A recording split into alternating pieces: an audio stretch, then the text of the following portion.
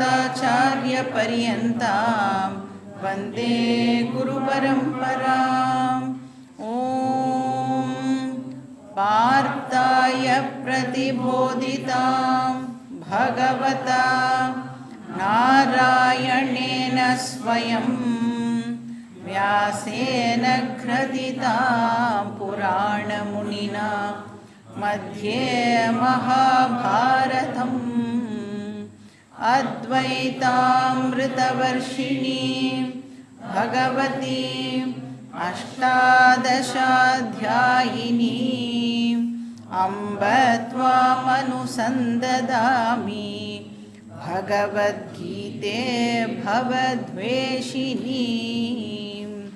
वसुदेवसुतं देवं कंसचाणूरमर्दनं देवकी परमानन्दं कृष्णं वन्दे जगद्गुरुं।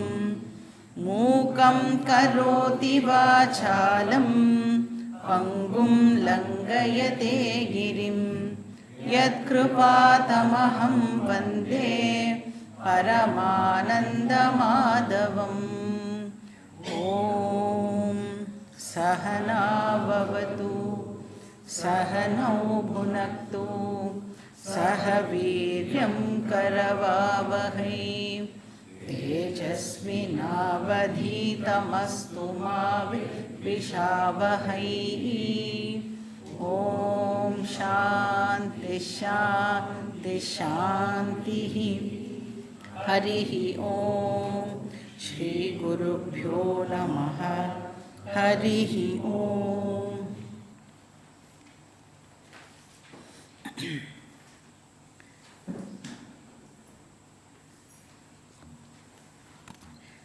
ஸோ எல்லா ஆக்டிவிட்டீஸையும் ட்ராப் பண்ணுறதுனால நமக்கு மோட்சம் கிடைக்காது அப்படின்னு பார்த்தோம்.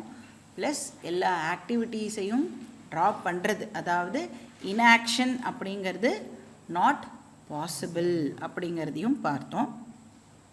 அப்புறம் பேருக்கு எல்லாத்தையும் ரினௌன்ஸ் பண்ணிவிட்டு ஆனால் மனசால் அந்த விஷயங்களெல்லாம் நினச்சிட்டு இருந்தால் அது இந்த ஆசிரமத்துக்கே டேஞ்சரஸ் அப்படிங்கிறதையும் நாம் பார்த்தோம். அதுலேருந்து என்ன கன்க்ளூட் பண்ணலாம் அப்படின்னா கர்மா பண்ணியே ஆகணும். ஸோ கர்மாவுடைய இம்பார்ட்டன்ஸ் பற்றி 7வது ஸ்லோகத்தில் கிருஷ்ணர் நமக்கு சொன்னார். இப்போ 8வது ஸ்லோகத்திலேருந்து 20வது ஸ்லோகம் வரைக்கும் இந்த சாப்டருடைய சென்ட்ரல் தீம், அதாவது கர்மயோகம், இதை பற்றி கிருஷ்ணர் நம்மளுக்கு எக்ஸ்பிளைன் பண்ணுறார். இப்போ கர்மயோகம் அப்படின்னு சொன்னாலே நம்ம பார்த்தோம் அதில் 2 போர்ஷன் இருக்குதுன்னு பார்த்தோம், கர்ம அண்ட் யோக. So proper action plus proper attitude is equal to கர்ம யோகா. இப்போ போன கிளாஸில் அந்த ப்ராப்பர் ஆக்ஷன் என்ன அப்படிங்கிறத நாம் பார்த்தோம் இல்லையா. 3 விதமான கர்மா இருக்குது. சாத்விக கர்மா, ராஜச கர்மா, தாமச கர்மான்னு பார்த்தோம். சாத்விக கர்மா தான் மேக்ஸிமம் நாம் பண்ணுறதுக்கு முயற்சி பண்ணணும். நம்மளை தவிர இன்னும் நிறைய பேருக்கு பெனிஃபிட் கொடுக்குற மாதிரியான கர்மாவை நாம் பண்ணணும்.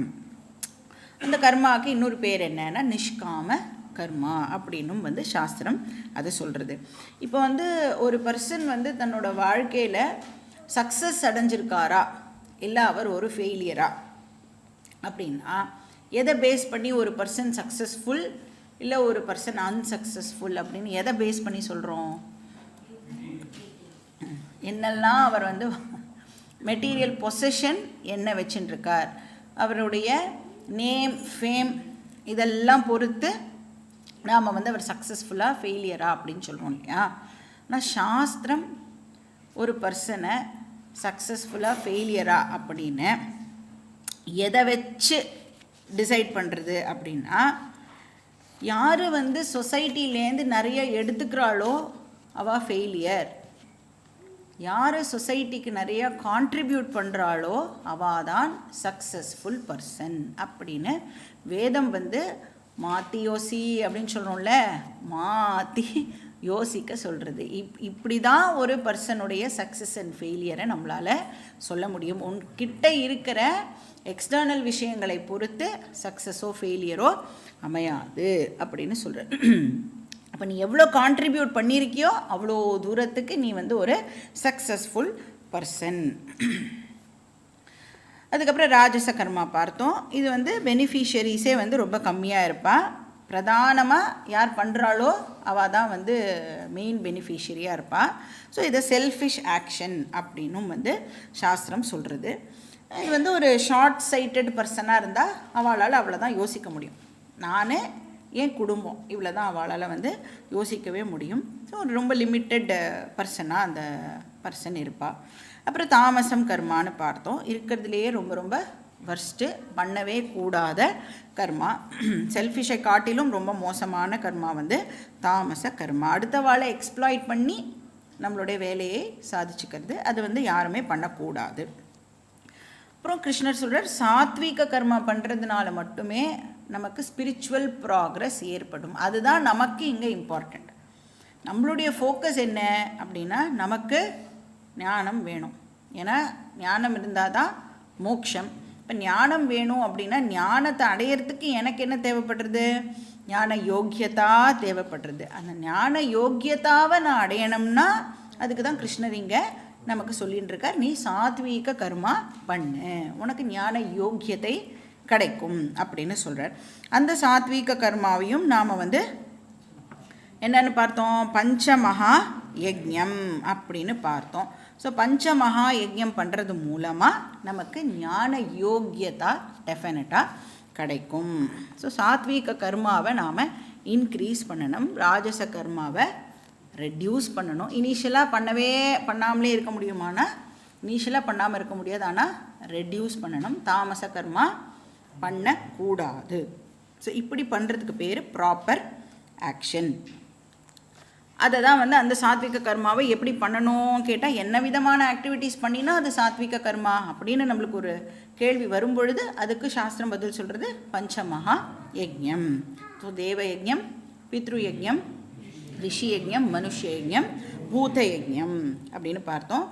ஸோ தேவதாஸ்க்கு பூஜை பண்ணுறது, நம்மளுடைய ஃபோர்ஃபாதர்ஸ்க்கு நம்மளுடைய கிராட்டிடியூடை தெரிவிக்கிறது, ஸ்கிரிப்சர்ஸை படிக்கிறது, அதுக்கப்புறம் அதில் இருக்கிற விஷயத்தை ப்ராப்பகேட் பண்ணுறது, அடுத்த ஜெனரேஷனுக்கு பாஸ் ஆன் பண்ணுறது, அதுக்கப்புறம் நம்மளோட ஃபெலோ ஹியூமன் பீயிங்ஸுக்கு நம்மளால் முடிஞ்ச உதவியை பண்ணுறது, அப்புறம் நம்மளுடைய என்வாயர்மெண்ட்டுக்கு நாம் பண்ணுற கிராட்டிடியூட் அப்படின்னு பார்த்தோம். அதனால தான் நீங்கள் பார்த்தீங்கன்னா இந்த மற்ற ஜீவராசிகள்லாம் இருக்கு இல்லையா, பாம்பு, மயில், அந்த மாதிரிலாம் பார்த்தீங்கன்னா அது எல்லாமே பகவானுடைய ஒரு வாகனமாக வேற வச்சுருப்பா. ஸோ எதுவுமே ஜஸ்ட்டு ஒரு விஷயமா இல்லை, எல்லாமே நம்மளுடைய கல்ச்சரில் சேக்ரெட், எல்லாமே டிவைன். அப்போ எல்லாத்தையும் நாம் வந்து அந்த கிராட்டிடியூடை நாம் வந்து தெரிவிக்கணும் அப்படிங்கிறதுக்காகவே தான் எல்லாமே வாகனம் அப்படிலாம் வச்சாதானே நம்மளுக்கு வந்து இன்னொரு ரெஸ்பெக்ட் வந்து இன்க்ரீஸ் ஆகி அதை வந்து நாம் வேல்யூ பண்ணுவோம் இல்லையா. ஸோ அதனாலேயே வந்து அந்த மாதிரி சிம்பாலிக்காகவும் அதையெல்லாம் வந்து சாஸ்திரம் ரெப்ரசண்ட்டும் பண்ணுறது. ஸோ அர்ஜுனா, நீ வந்து ஒரு கர்மயோகியாக இரு, பஞ்சமகா யஜ்ஞத்தில் கான்சென்ட்ரேட் பண்ணு அப்படின்னு கிருஷ்ணர் சொல்கிறார். அப்போ எனக்குன்னு சின்ன சின்ன ஆசைகள்லாம் இருக்குமே, அதையெல்லாம் நான் பூர்த்தி பண்ணிக்கலாமா கூடாதானா? தாராளமாக பண்ணிக்கோ. ஆனால் மெயின் ஃபோக்கஸ் எதில் இருக்கணும்னா பஞ்சமகா யஜ்ஞம். ஸோ இதுக்கு பேர் ப்ராப்பர் ஆக்ஷன். இதோட வந்து கர்மயோகத்தோடைய ஒரு part is over. What is the next part? Proper attitude. ஆட்டிடியூடுனா பாவனா அப்படின்னு பார்த்தோம். ஸோ என்ன ப்ராப்பர் ஆட்டிடியூட்? ஆட்டிடியூட் எப்படிப்பட்டதாக இருக்கணும் அப்படின்னா, சிம்பிளாக கிருஷ்ணர் சொல்கிறார், நீ எதை பண்ணினாலும், எந்த ஆக்ஷனை பண்ணினாலும் அதை எனக்கு அர்ப்பணமாக பண்ணு. எனக்கு அப்படின்னா இந்த இடத்துல ஈஸ்வர அர்ப்பணமாக பண்ணு அப்படின்னு சொல்கிறேன். ஸோ ஈஸ்வரார்ப்பண புத்தி இருக்கணும். இப்போ நான் வந்து சாத்வீக கர்மாவே பண்ணுறேன்னு வச்சுக்கோங்களேன், ஏன்னா நான் அது தானே பண்ணணும், சாத்வீக கர்மா தான் ப்ராப்பர் ஆக்ஷன்னு பார்த்தோம். நான் சாத்வீக கர்மா பண்ணும்பொழுது கூட என்னுடைய ஆட்டிடியூட் என்னவாக இருக்கணும், என்ன பாவனா இருக்கணும்னா, அதை நான் பகவானுக்கு பண்ணுறேன், பகவானுக்கு அர்ப்பணம் பண்ணுறேன் அப்படிங்கிற ஆட்டிடியூடு தான் எனக்கு இருக்கணும். இல்லைன்னா இப்போ வந்து ஒரு சோஷியல் சர்வீஸ் பண்ணுற ஒரு பர்சன் வச்சுக்கோங்களேன், அவரோட வாழ்க்கையையே அவர் வந்து மனுஷ யஜ்ஞத்துக்காக டெடிகேட் பண்ணியிருக்காருன்னு வச்சுக்கோங்க. அவருக்கும் ஒரு கர்மயோகிக்கும் என்ன வித்தியாசம் இருக்கும்? இப்போ நான் சோஷியல் சர்வீஸ் பண்ணுறேன் அப்படின்னா அந்த பர்சனுடைய ஆட்டிடியூட் எப்படி இருக்கும்? நான் பண்ணுறேன், நான் பாருங்கோ 25 வருஷமாக சர்வீஸ் பண்ணின்னு இருக்கேன், இப்படி எத்தனை பேர் சொல்லி நாம் கேள்விப்படுறோம் இல்லையா? நான் இங்கே பணமே வாங்கிக்காமல் சர்வீஸ் பண்ணுறேன், அந்த இடத்துல நான் நிறையா கான்ட்ரிபியூட் பண்ணுறேன், இப்படி எல்லாம் ஒரு பர்சன் சொல்கிறாருன்னா டெஃபினட்டாக அவர் ஒரு சோஷியல் சர்வீஸ் பர்சன் தான். ஆனால் இப்படி சர்வீஸ் பண்ணும் பொழுது என்ன ஆக்சுவலாக ஆகிறதுனா நம்மளுடைய ஈகோ இந்த இடத்துல பூஸ்ட் ஆகிறது. பார்த்தல, பாக்கி பேரால் பண்ண முடியல, நான் பண்ணுறேன் அப்படின்னு. இதே ஒரு கர்மயோகி மனுஷ யஜ்ஞம் பண்ணும் பொழுது ஆர் எனி யஜ்ஞம் ஃபார் தட் மேட்டர் எப்படி இருக்கும் அவனோட ஆட்டிடியூட்?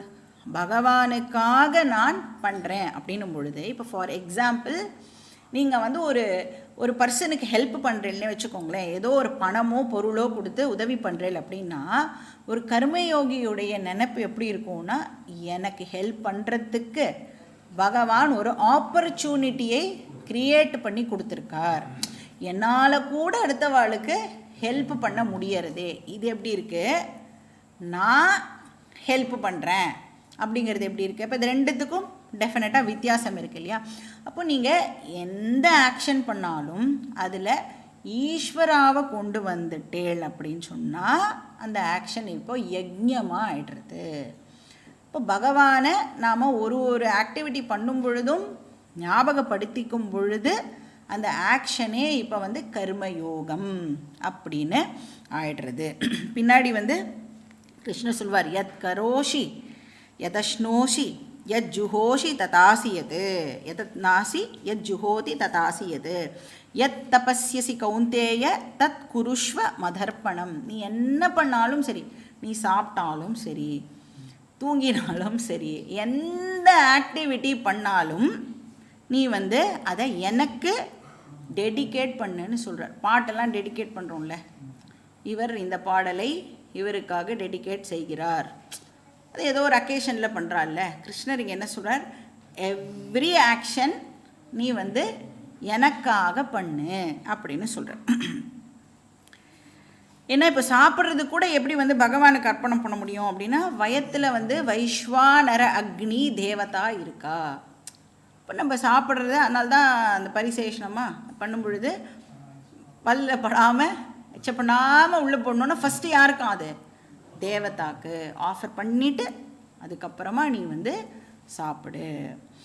அது பண்ணாதவா என்ன பண்ணலாம் பின்ன அப்படின்னா, பகவானே இது உனக்கு அப்படின்னு ஒரு மனசில் பகவானை அந்த நேரத்தில் ஒரு செகண்ட் கொண்டு வந்துட்டு அந்த ஆக்ஷனை நீங்கள் பண்ணிட்டே அப்படின்னு சொன்னால் அது யஜ்யமாக இப்போது மாறிடுறது. அதனால தான் என்ன சொல்கிறோம், இனி பூஜா பண்ணி முடித்த உடனே என்ன சொல்கிறோம்? காயேன வாச்சா மனசைந்திரியைர்வா புத்தியாத்மனாவாத் பிரகிருத்தேத் ஸ்வபாவாத் கரோமி யத்யத் சகலம் பரஸ்மை ஸ்ரீமன் நாராயணாயேதி சமர்ப்பயாமி. இது பூஜை முடித்த உடனே ஜென்ரலாக சொல்கிறது இல்லை. சொல்லும் பொழுது எப்படி சொல்லுவா? காயன வச்சா மனசேந்திரிவா புத்தியாத்மா அப்படியே கடன்னு சொல்லிடுறோம் இல்லையா? அப்படி இதை சொல்லக்கூடாது. இதை சொல்லும் பொழுது நிஜமாகவே உணர்ந்து சொல்லணும். நான் ஏதாவது தப்பு பண்ணியிருக்கலாம், என்னுடைய பிரகிருதி ஸ்வபாவம் இருக்குல்ல, அந்த 3 குணம், அதை ஏதோ ஒரு குணம் டாமினேட் பண்ணி நான் ஏதோ ஒரு தப்பு அந்த நேரத்தில் பண்ணியிருந்தாலும் என்னை நீ க்ஷமிக்கணும். தெரியாமல் நான் பண்ணிட்டேன், நான் என்னெல்லாம் பண்ணுறேனோ அது எல்லாமே உனக்கே நான் அர்ப்பணம் பண்ணுறேன். காயேன வாச்சா மனசா, எதனால் நான் எந்த ஆக்டிவிட்டி பண்ணாலும் அது எல்லாத்தையும் நான் உனக்கே அர்ப்பணம் பண்ணுறேன். இது எவ்ரி டைம் நம்ம சொல்லும் பொழுது பாஸ் பண்ணி நிஜமாகவே உணர்ந்து, பகவானே இதை நான் உனக்கு அர்ப்பணம் பண்ணுறேன் அப்படின்னு நாம் சொல்லணும். இப்போ இது ஏதோ ஒரு வேலை நாம் யாருக்கோ வேறு யாருக்கோ பண்ணுறோன்னு வச்சுக்கோங்களேன். இப்போ சப்போஸ் நீங்கள் உங்கள் ஆஃபீஸில் இருக்கிற மேனேஜருக்கோ இல்லை பாஸுக்கோ ஒரு வேலை பண்ணும் பொழுது என்ன தாட் வரும்னா, இந்த ஆளுக்கு இது போகிறோம், இவ்வளோ பண்ணினா போகிறோம் இப்படின்னு தாட் வரும் இல்லையா. இதே பகவானுக்கு அப்படின்னு அந்த பாஸுக்கே நாம் பண்ணுற ஒரு வேலை, ஆனால் பாஸை அந்த இடத்துல தூக்கிட்டு இப்போ பகவான் அங்கே கொண்டு வரும் பொழுது இந்த ஆளுக்கு இது போதும்னு சொல்லுவோமா?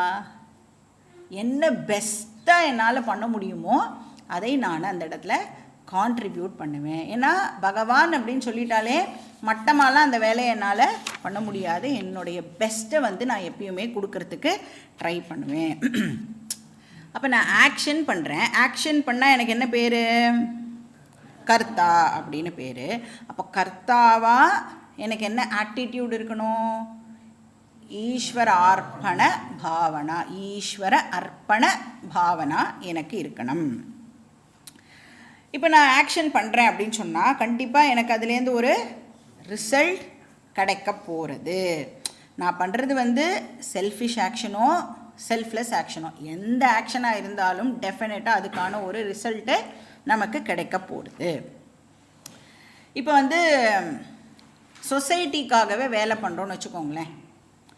சொசைட்டியில் இருக்கிறவாளெல்லாம் நான் மேலே கொண்டு வரணும் அப்படின்னு சொல்லிட்டு நான் ரொம்ப பாடுபட்டு ஒரு வேலை பண்ணுறேன் அப்படின்னா அந்த சொசைட்டி உங்களை பாராட்டும்னு நான் நீங்கள் நினைக்கிறேன். என்ன பண்ணும் சொசைட்டி? ஏன் எனக்கு இதை பண்ணலை அப்படின்னு கிரிட்டிசைஸ் தான் பண்ணும். ஏன்னா சொசைட்டியோடைய நேச்சர் அது. நீங்கள் ஹெல்ப் தான் பண்ணுறேன், எந்த விதமான எதிர்பார்ப்பும் இல்லாமல் நீங்கள் ஹெல்ப் பண்ணாலும் இந்த சொசைட்டி இப்போ என்ன நம்மக்கிட்டேருந்து எதிர்பார்க்கும்? இன்னும் நாம் நிறையா பண்ணணும். பண்ணுறதுலையே ஏதாவது ஒரு தப்பு கண்டுபிடிச்சி நம்மளை கிரிட்டிசைஸ் தான் பண்ணுவாள். அப்போ நாம் செல்ஃப்லெஸ் ஆக்ஷன் பண்ணுறோமோ செல்ஃபிஷ் ஆக்ஷன் பண்ணுறோமோ டெஃபினட்டாக அதுக்கான ஒரு ரிசல்ட்டை நாம் அனுபவித்து தான் தீரணும். அப்போ அந்த மாதிரி கிரிட்டிசைஸ் பண்ணும்போது என்ன சொல்லுவா? நீ பேர் புகழுக்காக தானே இந்த ஆக்டிவிட்டியெல்லாம் பண்ணுற, உன்னோட பேர் பேப்பரில் வரணுன்றதுனால தானே நீ இப்போ இதெல்லாம் பண்ணுற அப்படியெல்லாம் கேட்பான். இப்போ நம்மளோட வீட்லேயே எடுத்துட்டா கூட வீட்டில் இருக்கிற வாழ்க்கெலாம் என்ன ஒரே ஒரு கம்ப்ளைண்ட் இருக்கும் அப்படின்னா, இந்த குடும்பத்துக்காக நான் மாடா உழைச்சிருக்கேன், ஓடா தேஞ்சிருக்கேன். ஆனால் யாராவது என்ன அப்ரிஷியேட் பண்ணுறாளா? எல்லாருக்கும் இருக்கக்கூடிய ஒரு ஆதங்கம் இது இல்லையா. நான் 45 வருஷமாக இந்த குடும்பத்துக்கு இப்படி உழைச்சிருக்கேன். சரி, அப்ரிஷியேஷன்லாம் கூட நான் கேட்கல, அட்லீஸ்ட் ஒரு ரெக்கக்னிஷன். இவள் இப்படி பண்ணுறா அப்படின்னாவது யார்கிட்டையாவது மென்ஷன் பண்ணுறாளா அப்படின்னா யாருமே ஃபேமிலியில் எனக்கான அந்த மரியாதையை கொடுக்கறது இல்லை. இப்போ இந்த மாதிரி நாம் எக்ஸ்பெக்டேஷன் வச்சுன்னு இருக்கும் பொழுது என்ன ஆகிறது? மனசில் ஆங்ஸைட்டி இன்க்ரீஸ் ஆகிறது, ஃபியர் இன்க்ரீஸ் ஆகிறது. எப்போ பாரு நம்ம பண்ணிகிட்டே இருக்க வேண்டியிருக்கு, ஆனால் யாரும் நமக்கு இதுக்கான சரியான பலனை கொடுக்க மாட்டேங்கிறா.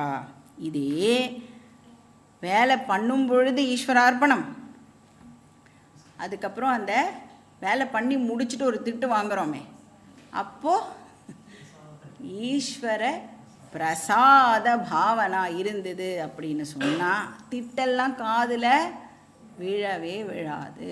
ஏன்னா நான் யாருக்காக பண்ணியிருக்கேன்?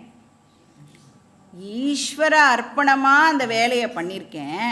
அப்போ யாருக்கிட்டேருந்து எனக்கு ரிசல்ட் வரும்? அதே ஈஸ்வரா கிட்டேருந்து தான் எனக்கு ரிசல்ட்டும் வரப்போகிறது. அப்போ ஈஸ்வரா கிட்டேந்து வர ரிசல்ட்டை நான் என்னன்னு சொல்லி எடுத்துப்பேன்? பிரசாதம் அப்படின்னு சொல்லி நான் அதை அக்செப்ட் பண்ணிப்பேன். அப்போ கர்த்தாவா ஈஸ்வர அர்ப்பண புத்தி இருக்கணும், போக்தாவா பிரசாத புத்தி இருக்கணும். ஈஸ்வர பிரசாத புத்தி பண்ணும்போது அர்ப்பணம், வாங்கிக்கும்போது பிரசாதம். இந்த ஆட்டிடியூடுக்கு பேர் யோகா. ஏன்னா ஒரு கர்மயோகிக்கு என்ன கோல்? அவனுக்கும் மற்றவாளுக்கும் டெஃபினட்டாக வித்தியாசம் இருக்குது. ஒரு கர்மயோகிக்கு என்ன கோல்? மோக்ஷம் அடையிறது தான் என்னோட கோல். அந்த மோக்ஷம் அடையிறதுக்கு எனக்கு ஒரு யோக்கியதா தேவைப்படுறது. அந்த யோக்கியதாவை டெவலப் பண்ணிக்கிறதுக்கு நான் இந்த ஆக்டிவிட்டீஸ் எல்லாம் பண்ணுறேன். அப்படி நான் ஒரு ஆக்ஷன் பண்ணும் பொழுதும் அதை ஈஸ்வர அர்ப்பணமாக பண்ணி அந்த ஆக்ஷனோட ரிசல்ட் வரும் பொழுது அதை நான் பிரசாதமாக ஏற்றுக்கும் பொழுது எனக்கு ஞான யோக்கியதா டெவலப் ஆகிறது.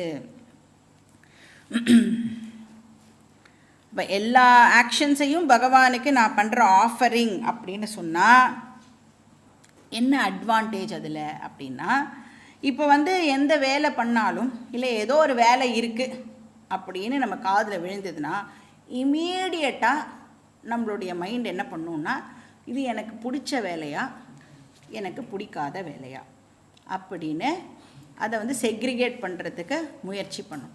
இதே நான் ஈஸ்வர அர்ப்பணம் அப்படின்னு டிசைட் பண்ணிட்டேன்னா பிடிச்ச வேலைன்னு ஒன்று கிடையாது, பிடிக்காத வேலைன்னும் ஒன்று இல்லை.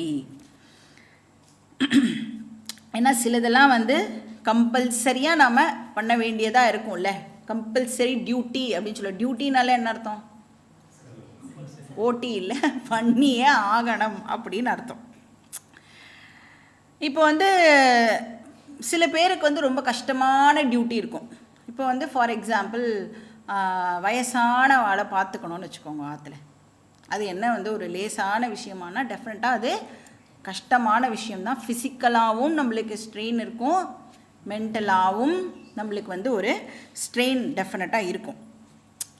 அப்போது அதை ஈஸ்வரார்ப்பணமாக நான் பண்ணிட்டேன் அப்படின்னு சொன்னால் அவளுக்காக பண்ணுறேன் அப்படிங்கிறத முன்னிறுத்தாமல் பகவானுக்காக நான் இப்போ இதே அர்ப்பணம் பண்ணுறேன், அதுவும் எதனால் பண்ணுறேன், என் கோல் வேறு ஏதோ, அதுக்கு இதெல்லாம் நான் பண்ணிட்டு இருக்கேன் அப்படிங்கிற அறிவு இருந்ததுன்னா நம்மளுடைய மைண்டு டிஸ்டர்ப் ஆகாது. அந்த வேலையை நம்மளால் ஈஸியாக பண்ண முடியும். இப்போ ஆஃபீஸ் போகிறவளுக்கு எப்படி இருக்கும்னா, ஃப்ரைடே வந்ததுன்னா ஜாலியாக இருப்பாள், மண்டே வந்ததுன்னா அழுதுண்டே ஆஃபீஸ்க்கு போவாள். வீட்டில் இருக்கிறவளுக்கு எப்படி, சாட்டர்டே சண்டே வந்தால் எங்கேயாவது வெளியில் போகணும் அப்படின்னு இருக்கும். ஏன்னா அவள் ஆல் த டைம் வீட்லேயே இருக்கா. அப்புறம் எப்போ பாரு சமைக்கணும், வீட்டை பார்த்துக்கணும், இந்த வேலை. ஆஃபீஸ் போகிற வாழ்க்கை எப்படி இருக்கும், சாட்டர்டே சண்டே ஆனால் எங்கேயுமே போகக்கூடாது, வீட்லேயே இருந்தால் தேவலாம். ஸோ எப்படி, அதனால தான் சண்டை வருது. ஒருத்தருக்கு வெளில போகணும், ஒருத்தருக்கு வீட்லேயே இருக்கணும். இப்போ இந்த ப்ளசண்ட் டியூட்டி அன்பிளசண்ட் டியூட்டி அப்படிங்கிற விஷயமே இருக்காது. எப்போ ஈஸ்வர அர்ப்பணமாக பண்ணிட்டோம் அப்படின்னா எனக்கு பிடிச்ச வேலை பிடிக்காத வேலை அப்படின்னு நான் அதை செக்ரிகேட்டே இப்போது பண்ண மாட்டேன். இப்போ அர்ஜுனனை பொறுத்த வரைக்கும் டெஃபினட்டாக அவனுக்கு ஒரு அன்பிளசண்ட் டியூட்டி அப்படின்னு தான் நம்ம சொல்லணும். இப்போ ஈஸ்வர அர்ப்பண புத்தி இருந்தது அப்படின்னு சொன்னால் இப்போ அவன் சொல்ல முடியாதுல்ல, இது எனக்கு பண்ணுறதுக்கு கஷ்டமாக இருக்குது, அதனால் நான் பண்ண முடியாது அப்படின்னு அவனால் இப்போ எஸ்கேப் ஆகவே முடியாது. ஏன்னா அவன் அதை பகவானுக்கு அர்ப்பணம் பண்ண போகிறான். பிரித்து பார்க்குறோம்ல, அதுவே ஸ்லோவாக ரெடியூஸ் ஆகிடும். இனிஷியலாக இருக்கும், ஆனால் இந்த ஆட்டிடியூடை நாம் கொண்டு வர வர எனக்கு பிடிச்சது எனக்கு பிடிக்காதது அப்படிங்கிற பேச்சே நம்மளுடைய ஜென்ரலாக பேச்சு வழக்கிலேயே அது குறையிறத நாம் பார்க்கலாம். அப்புறம் என்ன சொல்கிறார் அப்படின்னா, அந்த ரிசல்ட் வரும் பொழுது அதை பிரசாதமாக எடுத்துட்டோம் அப்படின்னு சொன்னால் அதுதான் சமத்துவம் அப்படின்னு படித்தோம் இல்லையா. சமத்துவம் யோக உச்சியத்தே. இந்த வர ரிசல்ட்டு லாபமோ நஷ்டமோ அதை நான் பிரசாதமாக இப்போ அக்செப்ட் பண்ணிட்டுருவேன்.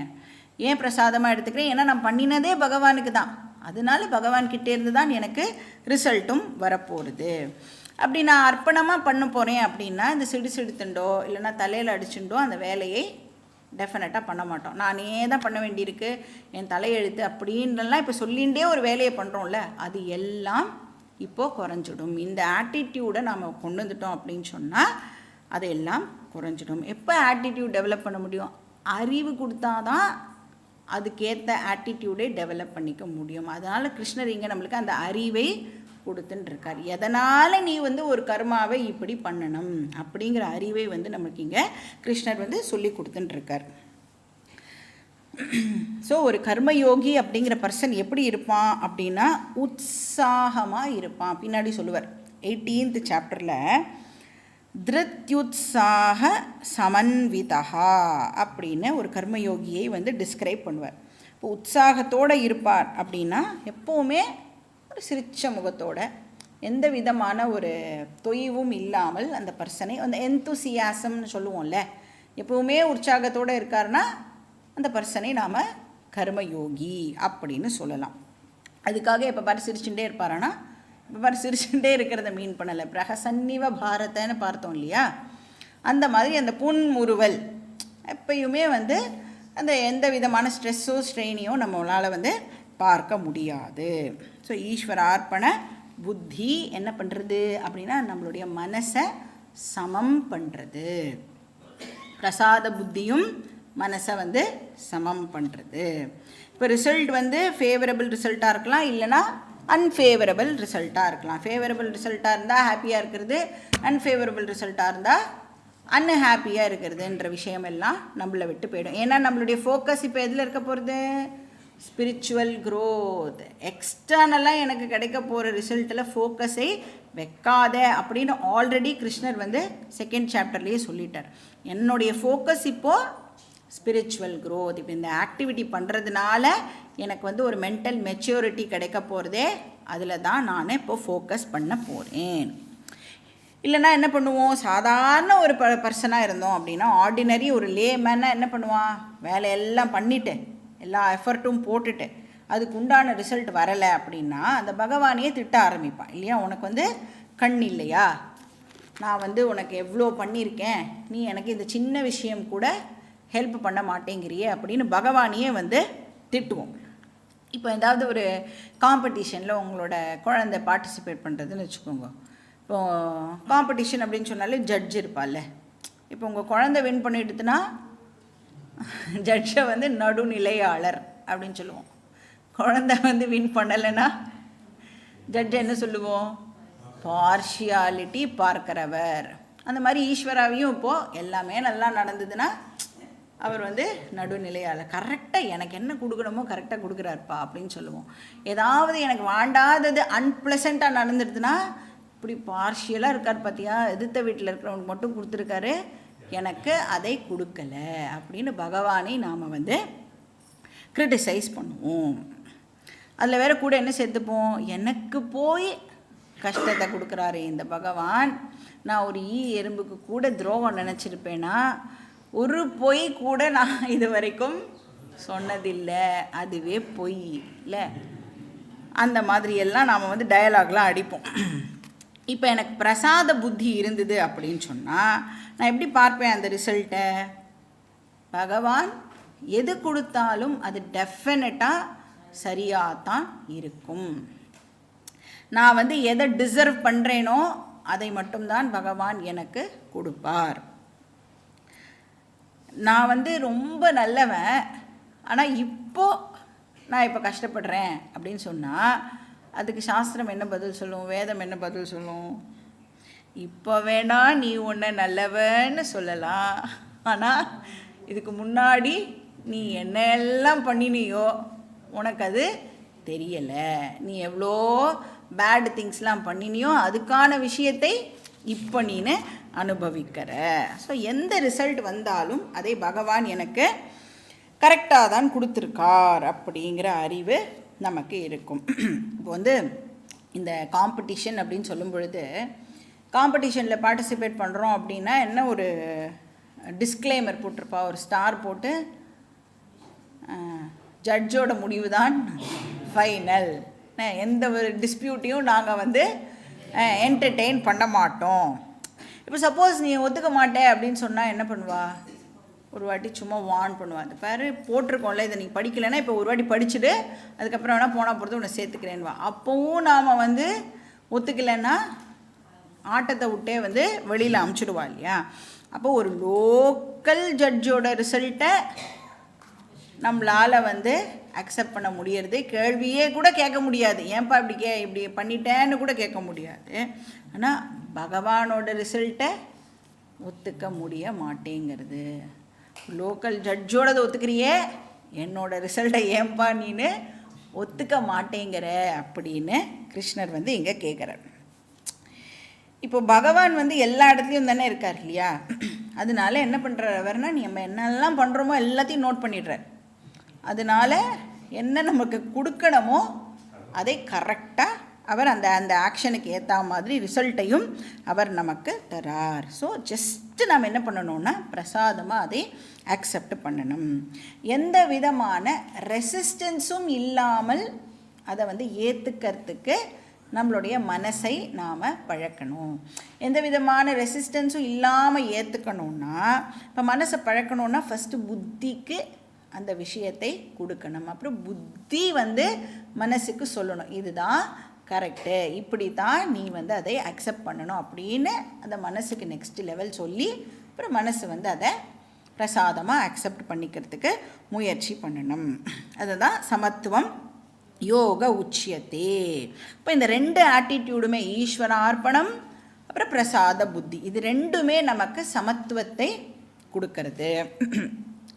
அப்போ ப்ராப்பர் ஆட்டிடியூடோட டெஃபினிஷன் என்ன அப்படின்னா ஈஸ்வர ஆர்ப்பண புத்தி, ஈஸ்வர பிரசாத புத்தி. ஸோ அது என்ன பண்ணும் நம்மளுக்குன்னா ஒரு சமமான மனநிலையை அது நம்மளுக்கு உண்டு பண்ணுறது. So proper action plus proper attitude is equal to karma yoga. இப்போ கர்மயோகத்துடைய பெனிஃபிட் என்ன அப்படின்னு பார்த்தோன்னா, கர்மயோகமாக பண்ணுறதுனால மெட்டீரியல் பெனிஃபிட் வரலாம், வராமலும் போகலாம். மெட்டீரியல் பெனிஃபிட்னா கண்ணுக்கு தெரியற இந்த பணம், பேர், புகழ் அதெல்லாம் இருக்குல்ல, இந்த பொசஷன், ப்ரொமோஷன், இந்த மாதிரி விஷயங்கள்லாம் வரலாம், ஆர் வராமலும் போகலாம். கர்மயோகத்தை பொறுத்த வரைக்கும் இந்த மெட்டீரியல் பெனிஃபிட் எல்லாம் பை ப்ராடக்ட். பை ப்ராடக்ட்னா செகண்டரி, ஏன்னா சைடு பலன், அவாந்தர பலன் அப்படின்னு பேர். ஏன்னா நம்மளுடைய ஃபோக்கஸ் இப்போ எதில் இருக்கும் அப்படின்னா, இப்போ பை ப்ராடக்டையே கான்சென்ட்ரேட் பண்ணினா அது மெயின் ப்ராடக்ட் ஆகிடும் இல்லையா. நம்மளுடைய ஃபோக்கஸ் இப்போ எதில் இருக்குது அப்படின்னா சித்த சுத்தி. சித்த சுத்திக்காக நான் இந்த ஆக்ஷன் எல்லாம் பண்ணுறேன். சித்த சுத்தி இஸ் ஈக்குவல் டு ஞான யோக்கியதா. இப்போ என்னுடைய மைண்டு வந்து பியோர் ஆகணும். என்னோடய மைண்டு பியோர் ஆகிறதா இல்லையா அப்படின்னு எப்படி கண்டுபிடிக்கிறது? நான் எப்படி தெரிஞ்சுக்கலாம் எனக்கு வந்து சித்த சுத்தி ஏற்பட்டிருக்கா இல்லையான்னு? எனக்கு கீதா கிளாஸை அட்டென்ட் பண்ண பிடிச்சிருக்கா இல்லையா? பிடிச்சிருக்கு அப்படின்னா சித்த சுத்தி இருக்குது. பிடிக்கலை, ரிலவன்ஸே என்னால் க்ரியேட் பண்ண முடியலை அப்படின்னா சித்த சுத்தி கொஞ்சம் கஷ்டப்படுறதுன்னு அர்த்தம். அதை வந்து வளர்த்துக்கிறதுக்கு நாம் ட்ரை பண்ணணும். இப்போ இதுதான் யார்ட் ஸ்டிக்கு. ஸோ இது வந்து கர்மயோகத்தோட ஒரு பேர்ட்ஸ் ஐ வியூ அப்படின்னு சொல்லலாம். இப்போ 8வது ஸ்லோகத்தில் என்ன சொல்கிறார்? நியதம் குரு கர்மத்வம் கர்ம ஜியாயோஹ்ய கர்மணஹா. கர்மணஹா ஜியாயஹா அகர்மணஹா அப்படின்னு சொல்கிறார். கர்மணஹான ஆக்ஷன், அகர்மணஹான இன்ஆக்ஷன், ஜாயஹான சுப்பீரியர். இப்போ எது எதை விட சுப்பீரியர்? ஆக்ஷன் இன்ஆக்ஷனை விட சுப்பீரியர். ஏதோ ஒன்றத்தை பண்ணு, சும்மா சோம்பேறித்தனமாக உட்காராத, டூ சம்திங் அப்படின்னு சொல்கிறார். இன்ஆக்ஷனை காட்டிலும் ஆக்ஷன் சுப்பீரியர். ஏன்னா நம்ம ஆல்ரெடி பார்த்தோம், மைண்டு வந்து ஐடலாக இருந்தது அப்படின்னு சொன்னால், அதுவும் எஸ்பெஷலி ஒரு அஜ்ஞானியுடைய மைண்டு எந்த விதமான ஆக்டிவிட்டியும் பண்ணாமல் இருந்தது அப்படின்னு சொன்னால் அது ரொம்ப ரொம்ப டேஞ்சரஸ் அப்படின்னு பார்த்தோம். இப்போ அந்த ஆசிரமத்துக்கு போனோம் அப்படின்னு சொன்னால், இப்போ ஒருத்தர் வந்து ஆசிரமத்துக்கு போய் எவ்வளோ சைலண்ட்டாக ரொம்ப நன்னா இருக்குல்ல அப்படின்னு ஒரு பர்சன் சொல்லுவார். அதே வந்து ஆசிரமத்துக்கு இன்னொரு பர்சன் போய் என்னது இது மயான அமைதியாக இருக்குது அப்படின்னு ஒரு பர்சன் வந்து சொல்லலாம். எப்படி வந்து ஒரே ஆசிரமம் தான், ஒரே அமைதி தான், எப்படி வந்து 2 டிஃப்ரெண்ட் வெர்ஷன்ஸ் வெளியில் வருது அப்படின்னா நம்மளுடைய ஸ்வபாவத்தை பொறுத்து. 3 குணங்கள் இருக்குல்ல, அதில் எது நம்மளை வந்து டாமினேட் பண்ணுறதோ அதை பொறுத்து ஒருத்தருக்கு வந்து அப்பா ஆசிரமம் வந்து ஆசிரமத்துக்குள்ளே வந்தாலே ஒரு பீஸ் நம்மளுக்கு கிடைக்கிறது, மன அமைதி கிடைக்கிறது அப்படின்னு சொல்கிறோம். இன்னொரு பர்சன் என்னது யாருமே இல்லை, எப்படி மனுஷாலாம் இங்கே இருக்கா அப்படின்னு இன்னொரு பர்சன் வந்து அதே வேறு மாதிரி பார்ப்பார். அப்போ அந்த இன்டர்னலாக மைண்டு வந்து மெச்சோர்டாக இல்லை அப்படின்னா வேறு மாதிரி தான் அவள் வந்து அதை சொல்லுவாள். ஸோ அகர்மணா இன்ஆக்ஷன், இன்ஆக்ஷனை விட கர்மணா ஜாயா, ஆக்ஷன் வந்து சிறந்தது. அப்புறம் என்னது, ஷரீர யாத்ரா பிச்சதே ந பிரசித்தியேத கர்மணா. இப்போ எதுவுமே பண்ணாமல் இருந்தால் நம்மளுடைய வாழ்க்கையே இப்போ கஷ்டமாயிடும் அப்படின்னு சொல்ல. ஷரீர யாத்ரா அப்படின்னா லைஃப் ஜேர்னி, வாழ்க்கை பயணம். வாழ்க்கை பயணம்னா இந்த இடத்துல என்ன மீன் பண்ணுறான்னா சாப்பாடு, ட்ரெஸ்ஸு, ஷெல்டர், இந்த மாதிரி பேசிக் நீட்ஸ்லாம் இருக்குல்ல, இதெல்லாம் கூட நீ சும்மா உட்காந்துருந்தா உனக்கு எப்படி கிடைக்கும்னு கேட்குற. நீ உயிரோடு வாழணும்னா இந்த 3 விஷயமும் டெஃபினட்டாக நமக்கு தேவையில்லை. நீ சும்மா எதுவுமே பண்ணாமல் இருந்தேன்னா இதெல்லாம் உனக்கு எப்படி கிடைக்கும்? இப்போ வந்து சில பேர் வந்து சொல்லலாம், நான் வந்து எதுவுமே பண்ண வேண்டிய அவசியம் இல்லை, ஏன்னா என்னுடைய அப்பா தாத்தா எல்லாம் எனக்கு அடுத்த இத்தனை தலைமுறைக்கு எங்கள் வீட்டில் வந்து சொத்து சேர்த்து வச்சுருக்கா, அதனால் நான் எதுவுமே பண்ண வேண்டிய அவசியம் இல்லை அப்படின்னு சொன்னால், அப்போ கூட வந்து என்ன நம்ம அவளை பார்த்து கேட்கலாம், நீ சாப்பாட்டுக்கு உழைக்க வேணாம் ரைட்டு, வீட்டுக்கு உழைக்க வேணாம் ரைட்டு, எல்லாம் ஓகே, ஆனால் உன்னோட ஹெல்த்தை மெயின்டைன் பண்ணுறதுக்கு நீ எதையாவது ஒரு ஆக்ஷனை பண்ணித்தானே ஆகணும். இப்போ கார்லாம் இருந்ததுன்னா டாக்டர் என்ன சொல்கிறா, நீங்கள் காரை ஓட்டின்ட்டு அந்த வாக்கிங் ஸ்பாட் வரைக்கும் காரில் போயிடுங்கோ, அப்புறம் என்ன பண்ணுங்கோ, இறங்கி கொஞ்சம் ஒரு 5 கிலோமீட்டர் நடந்துட்டு மறுபடியும் காரில் வந்து உங்களோட வீட்டுக்கு வந்துடுங்கோ, அப்படி தான் அட்வைஸ்லாம் பண்ணுறாங்க இல்லையா. அப்போ ஹெல்த்தை மெயின்டைன் பண்ணணும் அப்படிங்கிறதுக்காகவாவது நாம் ஏதாவது ஒர்க் பண்ணி ஆகணும். ஸோ துவம் கர்ம குரு, நீ ஆக்ஷன் பண்ணு. என்ன டைப் ஆஃப் ஆக்ஷன் பண்ணுன்னு சொல்கிறாரு இந்த ஸ்லோகத்தில், நியதம் குரு கர்மத்வம். இப்போ நீ கர்மா பண்ணு, என்ன மாதிரி கர்மா பண்ணணும், நியதம் கம்பல்சரி ஆக்ஷன்ஸ் அப்படின்னு சொல்கிறார்.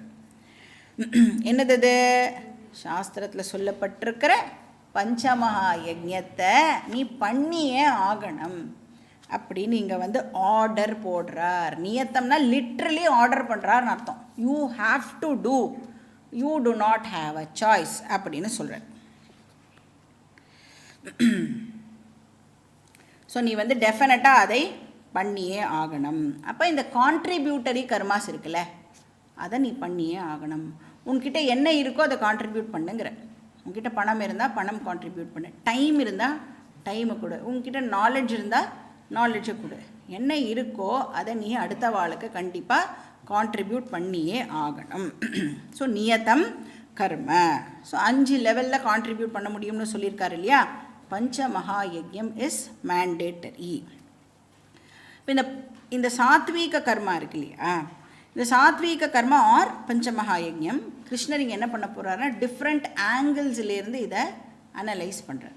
இப்போ இது என்ன ஆங்கிள் அப்படின்னா, டெஃபினட்டாக பண்ணியே ஆகணும் அப்படிங்கிற ஒரு கம்பல்சரி விஷயமாக இதை வந்து நம்மளுக்கு ப்ரிஸ்கிரைப் பண்ணுறார். ஸோ பகவானுடைய கட்டளை அப்படின்னு சொல்கிறார், ஆக்ஞா.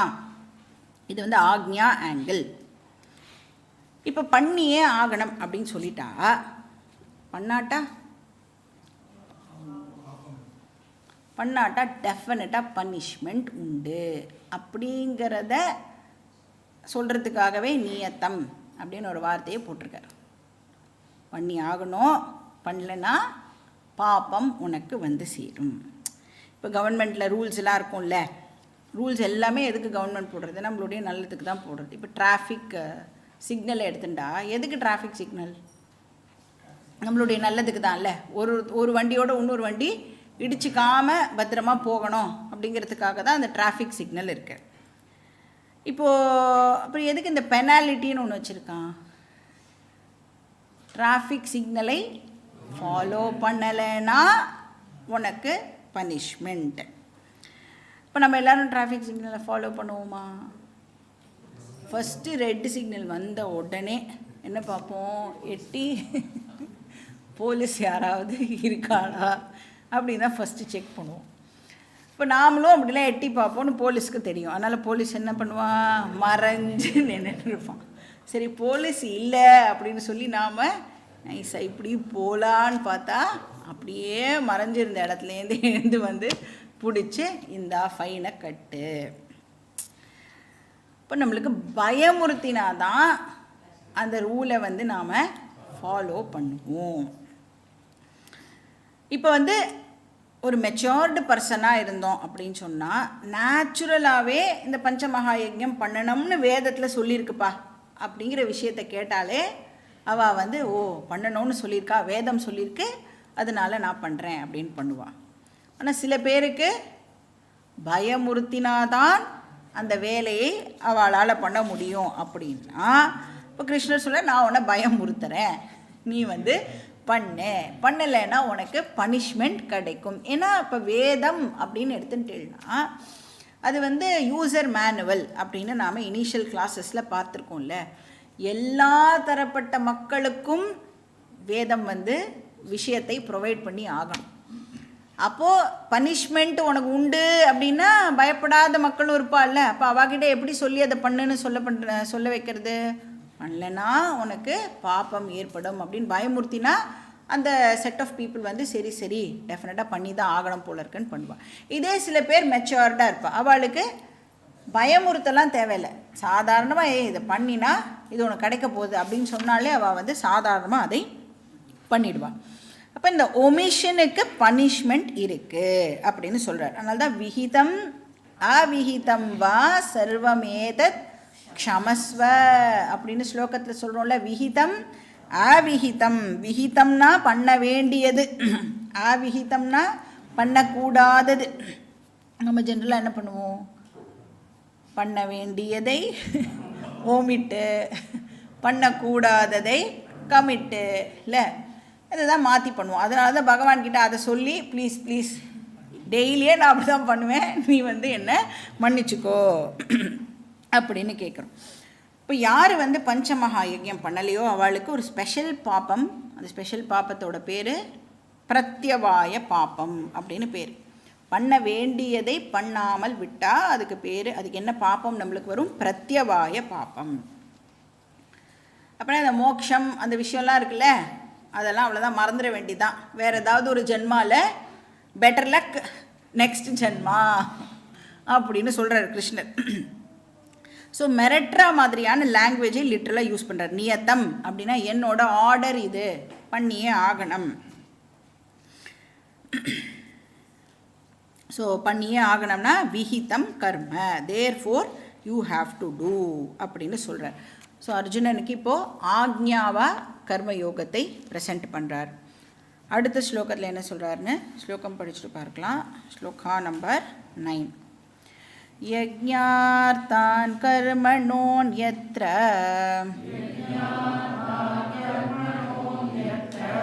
லோகோயம் கர்ம பந்தனஹ ததர்த்தம் கர்ம கௌந்தேய முக்தசங்கஸ் சமாச்சர. இப்போ வந்து பயமுறுத்துகிற மாதிரியே சொல்லிகிட்டே இருந்தால் எவ்வளோ நாளுக்கு பயந்த மாதிரியே நடிக்க முடியும்ல, அதுவும் பண்ண முடியாது. இப்போ வந்து பயமுறுத்தலாம் அப்படின்னா யாரை பயமுறுத்த முடியும்? குழந்தைய வந்து நம்மளால் பயமுறுத்த முடியும். இதே வந்து எல்லாரையும் பயமுறுத்தியே ஒரு வேலையை சாதிச்சுக்க முடியுமானா முடியாது. அதனால சாஸ்திரமே என்ன சொல்கிறது? 4 லெவல் சொல்லியிருக்கு. சாம தான பேத தண்ட அப்படின்னு சொல்லியிருக்கு. இப்போ ஒரு விஷயத்தை வந்து நம்மளை பண்ண வைக்கணும் அப்படின்னா ஃபஸ்ட்டு என்ன சொல்கிறது? பேசுன்னு சொல்கிறது. சாமனா ஃபஸ்ட்டு டாக், அது என்ன அப்படிங்கிறத பேசி புரிய வை.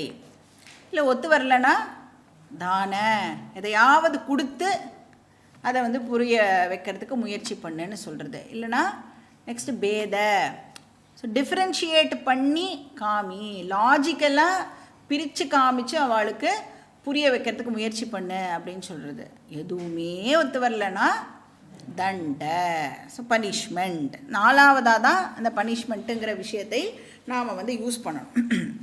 ஒரு குழந்தைய கூட ஃபஸ்ட்டே மிரட்டிடக்கூடாது, அது அப்புறம் டெய்லி இப்படி தான் மிரட்டுவான்னு சொல்லிட்டு போயிட்டு வான்னு சொல்லிட்டு போயிடும்.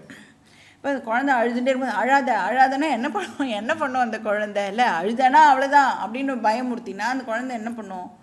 பயத்தினால தான் அழுது.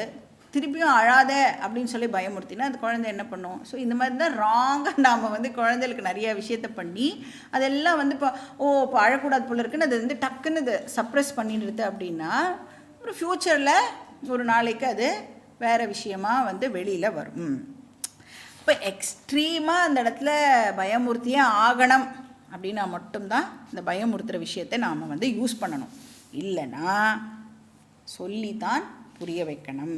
ஸோ இப்போ இங்கே என்ன சொல்கிறார்? ஆக்ஞாக்கு அப்புறம் யக்ஞா அப்படின்னு சொல்கிறார். ஸோ ஈஸ்வர யக்ஞாவா நீ பண்ணு அப்படின்னா என்ன அர்த்தம்? கர்மயோகத்தை பகவானை வர்ஷிப் பண்ணுற ஆங்கிள்லேருந்து இப்போ பாருன்னு சொல்கிறார். இப்போ பகவான் நம்மளுக்கு எல்லாத்தையும் ஃப்ரீ ஆஃப் காஸ்ட் கொடுத்துருக்காரா? இந்த வேர்ல்டை ஃப்ரீ ஆஃப் காஸ்ட் கொடுத்துருக்காரு. நமக்கு ஒரு சரீரத்தை கொடுத்துருக்கார், நல்ல மனசு புத்தி இதெல்லாம் கொடுத்துருக்கார். அப்புறம் அதுக்கு தேவையான விஷயங்களையும் கொடுத்துருக்கார். பசிச்சா 3 வேளை நன்னா இலையெல்லாம் போட்டு சாப்பாடு நம்மளுக்கு கொடுக்குறார். அதுக்கப்புறம் புத்திக்கும் நிறைய விஷயங்கள் வந்து பகவான் கொடுக்குறார். இது எல்லாமே வந்து ஃப்ரீயாக கொடுத்துருக்கிய பகவானே ஒன்று நான் வர்ஷிப் பண்ணுறேன் அப்படிங்கிற ஆங்கிள்லேருந்து நீ கர்மயோகத்தை பண்ண.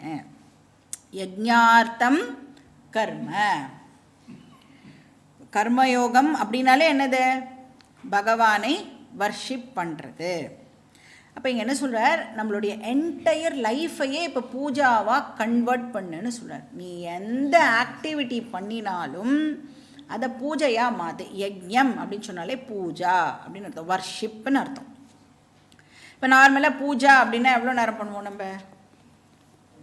ஒரு 10 மினிட்ஸ், ஒரு 15 மினிட்ஸ், ஒருத்தரும் வந்து ஒரு டைம் ஒரு ஏதோ ஒரு ரிச்சுவல் நம்ம வந்து ரெகுலராக வச்சுட்டுருப்போம். 10-15 நிமிஷம் பண்ணுவோம்ல. கிருஷ்ணர் ஆனால் இங்கே என்ன சொல்ல? ஹோல் லைஃபையே இப்போ நீ பூஜாவாக கன்வெர்ட் பண்ணு. எத்யத் கர்ம கரோமி தத்த தகிலம் சம்போ தவ ஆராதனம். நான் என்ன ஆக்டிவிட்டி பண்ணினாலும் அது என்னது? உனக்கு நான் பண்ணுற பூஜை. இப்போ நான் வந்து சப்போஸ் ரோடில் இப்படி நடந்து போகிறேன்னு வச்சுக்கோங்களேன், ஏதோ கடைக்கு போகிறேன் ஏதோ வாங்கிறதுக்கு அப்படின்னா நான் நடக்கிறேனே, அது என்னது? பிரதட்சிணம். பகவானுக்கு நான் பண்ணுற பிரதட்சிணம். அட்ரஸ் தேடிண்டு நீ எங்கே போனாலும் எதையோ வாங்கிறதுக்கு போனால் கூட நீ நடக்கிறியே, அது என்னது அப்படின்னா பகவானுக்கு நீ பண்ணுற வர்ஷிப். நீ சாப்பிட்றியே, அது என்னது? பகவானுக்கு நீ பண்ணுற பூஜா. இப்போ நம்ம வந்து பூஜையை மட்டும்தான், அதாவது எக்ஸ்க்ளூசிவாக நாம் பண்ணுற பூஜையை மட்டும்தான் பூஜைன்னு சொல்கிறோம் இல்லையா? இங்கே கிருஷ்ணர் என்ன சொல்கிறார்? ஒர்க் இஸ் வர்ஷிப் அப்படின்னு சொல்கிறார். நீ என்ன வேலை பார்க்குறியோ அது வந்து வர்ஷிப் அப்படின்னு சொல்கிறார். இப்போ வந்து நம்ம கேள்வி கேட்கலாம். இப்போ நான் எழுந்த உடனே கார்த்தால பூஜை ரூமுக்கு போய் பகவானை வந்து பிரார்த்தனை பண்ணுவேன். அதுக்கப்புறம் வந்து வேணும்னா நீங்கள் இப்போ இவ்வளோ தூரம் சொல்கிறீங்களே, அதனால் கொஞ்சம் வேணால் பக்கத்தில் இருக்கிற கோவிலுக்கு நான் போயிட்டு வரேன். ஏன்னா பகவான் அங்கே இருக்கார், நான் போய் பார்த்துட்டு ஒரு ஹலோ சொல்லிட்டு வரேன். ஆனால் நான் ஆஃபீஸ்க்கெலாம் போகிறேனே, என்னுடைய ஆஃபீஸ் ஒர்க் எப்படி வர்ஷிப்பாக ஆகும்? இது டவுட் வரும்ல நம்மளுக்கு. அப்போ பகவான் என்ன பதில் சொல்லுவார் அதுக்கு? பகவான் என்ன சொல்லுவார்? அட முட்டாளே, நீயாவது உன் ஆஃபீஸ்க்கு போகணும், உன் வீட்டிலேருந்து கிளம்பணும். நான் ஏன் கிளம்பணும்? நான் ஆல்ரெடி எல்லா இடத்துலையும் இருக்கேன். நான் இல்லாத இடமே இல்லையே. அப்போ நீ ஆஃபீஸில் பண்ணுற வேலையும் எனக்காக தாராளமாக பண்ணலாமே. ஏன்னா நான் தான் இல்லாத இடம் அப்படின்னு ஒன்று இல்லவே இல்லை. நீ என் ஃபோட்டோவெல்லாம் தான் எடுத்துகிட்டு வந்து வச்சுக்கணுன்னு அவசியம் இல்லை. ஐ ஆம் ஆல்ரெடி தேர். எல்லா இடத்துலையும் நான் இருக்கேன். அப்போ இந்த ஸ்பெசிஃபிக்காக கோவிலில் மட்டும்தான் இருக்காரே பகவான் அப்படின்னு கேள்வி கேட்டால் அதுக்கு வேதம் என்ன பதில் சொல்லும் தெரியுமா? அதெல்லாம் எல்கேஜி பாடம். இப்போ நம்மளாம் வந்து கிராஜுவேட் ஆனோம்ல, நம்மளுடைய மைண்டு மெச்சூரிட்டிக்காக தான் இந்த விஷயங்களெல்லாம் இப்போ தெரிஞ்சுக்கிறோம் அப்படின்னு சொன்னால், அப்போ மைண்டு வந்து ஏற்ற மாதிரி வந்து அண்டர்ஸ்டாண்டிங் கெப்பாசிட்டியை இன்க்ரீஸ் பண்ணிக்கணும். ஒரே ஒரு இடத்துல மட்டும்தான் பகவான் இருக்கார் அப்படின்னா வேதம் சொல்கிறது அதெல்லாம் சும்மா நீ உள்ளே வரணும் அப்படின்னா என்ன சொல்லி உன்னை கூப்பிடுறது, அங்கே இருக்கார் பார்த்தியா உன்னை நான் அங்கே அழைச்சிட்டு போகிறேன் அப்படின்னு சொல்லி தான் உன்னை உள்ளே கூப்பிடுவோம்.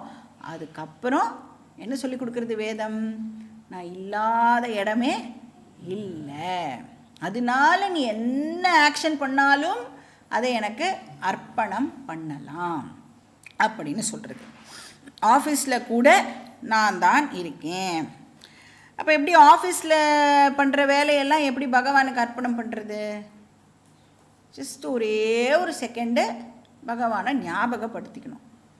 என்னன்னு சொல்லி ஞாபகப்படுத்திக்கணும், பகவானே நான் இப்போ இந்த ஆக்டிவிட்டி பண்ண போகிறேன், இந்த ஆக்டிவிட்டியே நான் எதுக்காக பண்ணுறேன், சித்த சுத்திக்காக பண்ணுறேன், எனக்கு தயவு செஞ்சு சித்த சுத்தியை கொடு அப்படின்னு பகவானை அந்த பர்டிகுலர் விஷயத்துக்காக நாம் ஞாபகப்படுத்திண்டு அந்த ஆக்ஷனை பண்ணும் பொழுது நமக்கு சித்த சுத்தி ஏற்படுறது. சித்த சுத்தி ஏற்பட வேதத்தில் சொல்லியிருக்கிற நம்மளை பற்றி என்ன வேதம் சொல்கிறதோ அதை நம்மளால் ஈஸியாக அண்டர்ஸ்டாண்ட் பண்ணிக்க முடியும்.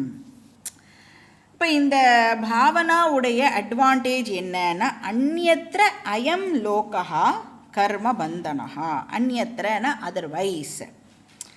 இப்போ நீ உன்னுடைய ஆக்ஷனை பூஜையாக கன்வெர்ட் பண்ணலைன்னா, இப்போ என்ன சொல்லியிருக்கார், பூஜையாக பண்ணு அப்படின்னு சொல்கிறார், வர்ஷிப்பாக பண்ணுன்னு சொல்கிறார் இல்லையா. சப்போஸ் நீ பூஜையாக கன்வெர்ட் பண்ணலைன்னா என்ன ஆகும், நீ பண்ணுற கர்மா உன்னை கர்ம பந்தனஹா, உன்னை பந்தப்படுத்தும். அதுதானே மற்றவாளுக்கும் நமக்கும் அதே விஷயம்தான். இப்போ கர்மயோகம் பண்ணலைன்னா பாக்கி பேர் எல்லாம் என்ன பண்ணிட்டு இருக்கா, இப்போது நார்மலாக கர்மம் பண்ணிட்டு இருக்கா. இப்போ நாமளும் கர்மயோகம் பண்ணுறதுக்கு முன்னாடி என்ன பண்ணிட்டு இருந்திருப்போம், நார்மலாக ஒரு ஆக்ஷன்னா இப்படி பண்ணணும், அப்புறம் ஒரு ரிசல்ட் வரும், அதுக்கு ஃபேவரபிள் வந்ததுன்னா ஓகேன்னுவோம், அன்ஃபேவரபுளாக இருந்தால் கொஞ்சம் நேரம் அழுவோம், திருப்பியும் இன்னொரு ஒரு கர்மா பண்ணுறதுக்கு போயிடுவோம் இல்லையா. அப்போ என்ன பண்ணுறது, இந்த கர்மா இவ்வளோ நாள் வெறும் கர்மாவாக அதை பண்ணினதுனால நமக்கு மறுபடியும் இந்த ஜன்மா கிடச்சுட்டே இருந்திருக்கு. ஏன்னா நம்ம பண்ணுற கர்மா நம்மளை பந்தப்படுத்தி அது மூலமாக நம்மளுக்கு புனரப்பி ஜனனம் புனரப்பி மரணம் அப்படிங்கிற அந்த சைக்கிளில் நாம் மாட்டின்னு இருந்தோம். இப்போ கிருஷ்ணர் பியூட்டிஃபுல்லாக என்ன சொல்லி கொடுக்குறார், நீ பண்ணுற அதே கர்மா தான் போன ஜென்மத்தில் என்ன பண்ணியோ அதே தான் இந்த ஜென்மத்துலையும் பண்ண போகிற, ஆனால் அதை ஒரு நேக்காக பண்ணு. நீ பண்ணுற அந்த கர்மாவே இப்போ உன்னை அந்த பந்தத்திலேருந்து விடுதலை படுத்தும். ஸோ நீ பண்ணுற கர்மாவை எனக்கு யஜ்ஞமாக நீ பண்ணிட்ட அப்படின்னு சொன்னால், என்னை பூஜிக்கிற மாதிரியான ஒரு கர்மாவாக அதை நீ கன்வெர்ட் பண்ணிட்ட அப்படின்னு சொன்னால், அந்த கர்மமே உனக்கு மோட்சத்துக்கு ஹெல்ப் பண்ணும். எப்படி ஹெல்ப் பண்ணும், சித்த சுத்தி கொடுத்து அந்த சித்த சுத்தி மூலமாக சித்த சுத்தியோடு நாம் சாஸ்திர விஷயங்களை கேட்கும் பொழுது நமக்கு ஞானமானது ஏற்படும். இல்லைன்னா என்ன ஆகும் அப்படின்னா, எப்போ பாரு இந்த மனசில் இந்த ஸ்ட்ரெஸ்ஸும் டென்ஷனும் கண்டினியூ ஆகும். அதனால் இப்போ நீ என்ன பண்ணணும் அப்படின்னா, யஜ்ஞாவா பண்ணு அப்படின்னு இந்த ஸ்லோகத்தில் சொல்கிறார். ஸோ அயம் லோகா கர்ம பந்தனஹா, வெறும் கர்மம் மட்டும் பண்ணினா அது நம்மளை மேலும் மேலும் பந்தப்படுத்தும். அதனால் ததர்த்தம் கர்ம குரு சமாச்சர, அதனால் ததர்த்தம்னா அதனால் நீ எல்லா கர்மாவையும் இப்போ எப்படி பண்ணணும், ஈஸ்வரார்ப்பணமாக பண்ணு, வர்ஷிப்பாக பண்ணு, பூஜையாக பண்ணு. அப்போ உன்னோட லைஃபே இப்போ எப்படி இருக்கணும், யஜ்ஞார்த்தார்த் கர்மணஹா, லைஃபையே நீ இப்போ பகவானுக்கு ஆஃபரிங்காக கொடு. அப்போ நம்ம என்ன ஆக்ஷன் பண்ணாலும் பகவானை ஞாபகம் வச்சுக்கணும். ஈஸ்வரா இல்லாமல் கர்மயோகம் இஸ் நாட் பாசிபிள். இப்போ எல்லா இடத்துலையும் ஈஸ்வரா தான் இருக்கார். நான் பண்ணுற எந்த ஒரு ஆக்ஷனும் அவர்கிட்ட தான் போக போகிறது. அதனால் அவருக்கு நான் அதை அர்ப்பணமாக பண்ணணும்.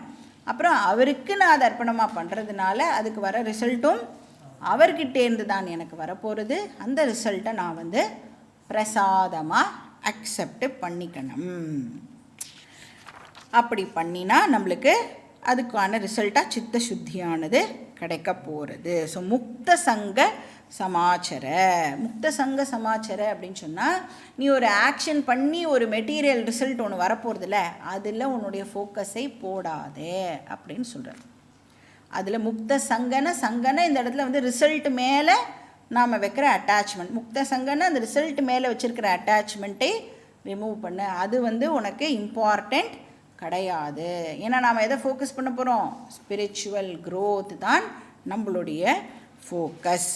ஸோ கான்சிக்வன்சஸ் பற்றி ரொம்ப நீ பாதர் பண்ணிக்காமல் நீ என்ன ஆக்ஷன் பண்ணுறியோ அதை அர்ப்பணமாக பண்ணு, பூஜையாக பண்ணு அப்படின்னு சொல்கிறார். பாக்கி டீட்டெயில்ஸ் நம்ம நெக்ஸ்ட் கிளாஸில் பார்க்கலாம். ஓம் பூர்ணமதః பூர்ணமிதம் பூர்ணாத் பூர்ணமுதச்யதே பூர்ணஸ்ய பூர்ணமாதாய பூர்ணமேவாவசிஷ்யதே. ஓம் சாந்தி ஷாந்தி ஷாந்தி. हरिः ॐ श्री गुरुभ्यो नमः. हरिः ॐ.